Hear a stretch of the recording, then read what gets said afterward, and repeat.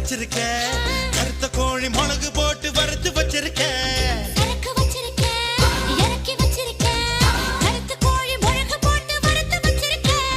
கோழி ருசியா இருந்தா கோழிய திம்ப